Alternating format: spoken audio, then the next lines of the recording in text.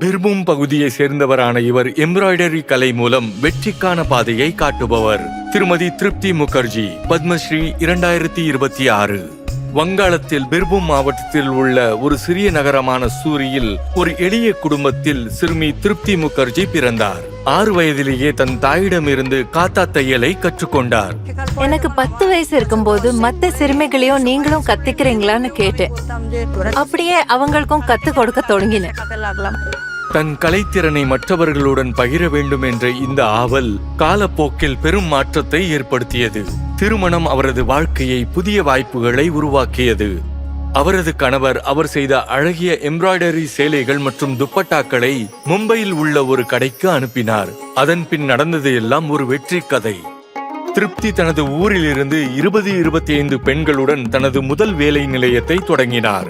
அதிக அளவில் துணிகளை வாங்கி அவர்களுக்கு திறன் பயிற்சி அளித்தார். சில காலத்திலேயே அவர்கள் 1000 முதல் 1500 சேலைகள் மற்றும் துப்பட்டாக்களை தயாரிக்க ஆரம்பித்தனர். அவை அனைத்தும் மிக விரைவாக விற்று தீர்ந்தன. வேலை அதிகரித்த போது அதற்கு இணையாக அவரது உழைப்பும் அதிகரித்தது.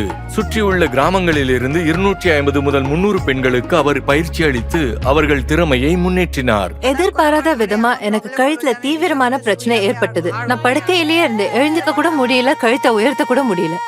கழுத்து நோயால் சில நாட்கள் அவதிப்பட்ட பின் கண்களில் ஏற்பட்ட அழுத்தத்தால் அவர் பார்வையை இழக்கும் நிலைக்கு சென்றார். ஆனால் தனது தளராத மன வலிமையால் அந்த சவால்களை வென்று தனது பணியை முன்னேற்றினார். இன்று அவரது உழைப்பு 18,000க்கும் அதிகமான பெண்கள் மற்றும் சிறுமிகளின் வாழ்க்கையை மாற்றியுள்ளது. அவர்களுக்கு நிலையான வருமானமும் தன்னம்பிக்கையையும் கிடைக்கச் செய்துள்ளது.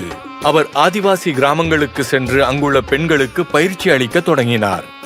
என் குடும்பத்தை தவிர நான் கத்து கொடுத்தவங்கல்ல எந்த பாரபட்சமும் காட்டல.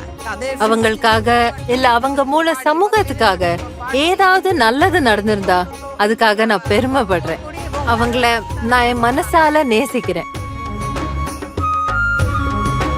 இன்று திருப்தியிடம் பயிற்சி பெற்ற பிர்பூம் பெண்கள் காத்தா கலை ஒரு முக்கியமான தொழில் வாய்ப்பாக இருப்பதாக உறுதியாக நம்புகின்றனர்.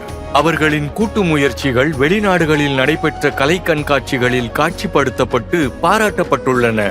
இதன் மூலம் இந்தியாவுக்கு பெருமை சேர்ந்துள்ளது. அடுத்த தலைமுறைக்கு நான் சொல்ல விரும்புறது என்னன்னா, அவங்க எப்பவும் உற்சாகமா இருந்து முழு கவனத்தோட தங்களை அர்ப்பணிக்கணும். எப்பவும் தயங்காம அவங்க வேலைய முழு ஈடுபாட்டோட தொடர்ந்து செய்யணும். திருமதி திருப்தி முகர்ஜி. கோட்டி கோட்டி நமஸ்காரா.